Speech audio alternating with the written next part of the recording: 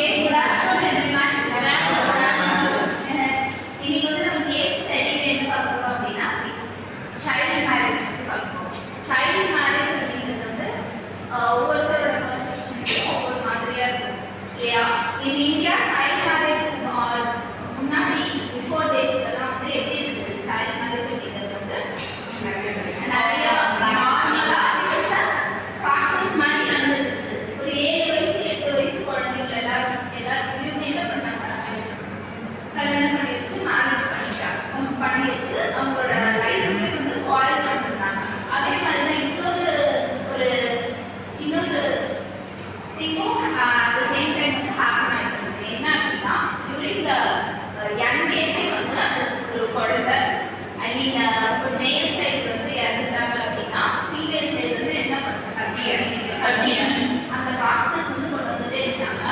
So child marriage அப்படிங்கிறது வந்து ரொம்பவே குச்சியலான டைம்ல அந்த டைம் வந்து ஒரு பர்சன் வந்து இந்த சைல்ட் மேரேஜ் அப்ரோச் பண்ணி அந்த சைல்ட் மேரேஜ் வந்து கொஞ்சம் கொஞ்சமாக வந்து நம்ம பீப்புள்ஸ் வந்து வெளி கொண்டு வந்துருக்காங்க. அந்த பர்சன் யாருன்னு தெரியுமா?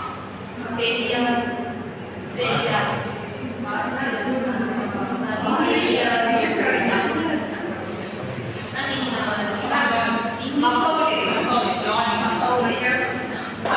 வந்து என்ன பண்ணாரு அப்படின்னா சைல்ட் மேரேஜ் அப்போஸ் பண்ணாரு. ஆனா இந்தியன்ஸ்க்கு வந்து எப்பவுமே வந்து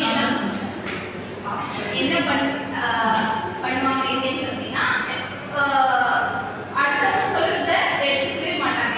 அதே மாதிரி தான் வந்து இங்கிலீஷ் இன் இந்தியா அப்படின்னு நீங்க எடுத்துக்கிட்டீங்கன்னா இங்கிலீஷ் உள்ள வர முன்னாடி இந்தியா வந்து எது யூனிவர்சல் லாங்குவேஜா இருக்கும் அப்படின்னா எது யூனிவர்சல் லாங்குவேஜ் இந்தியன்ஸ்க்கான காமன் லாங்குவேஜா இருக்கும். ஹிந்தி வந்து ஆனா வந்து ஹிந்தி அப்படிங்கிற ஒரு லாங்குவேஜ் வந்து இந்தியாவுக்குள்ள இந்தியாவுக்குள்ள ஸ்ப்ரெட் ஆக விடாமனா இங்கிலீஷ் அப்படிங்கிற ஒரு லாங்குவேஜ் வந்து உள்ள வந்துச்சு. அதே மாதிரி தான் எப்போ ஒரு பர்சன் வந்து நம்ம அப்போஸ் பண்றாங்க அந்த ப்ராக்டிஸ் சைல்ட் மேரேஜ் ப்ராக்டிஸ் வந்து வெளியிட்டு வராங்க அப்படின்னா ஆனா வந்து ஆப்போசிட் பர்சன் என்ன பண்ணுவாங்க, நம்ம இந்தியன்ஸ் நம்ம என்ன பண்றோம் அப்படின்னா இல்ல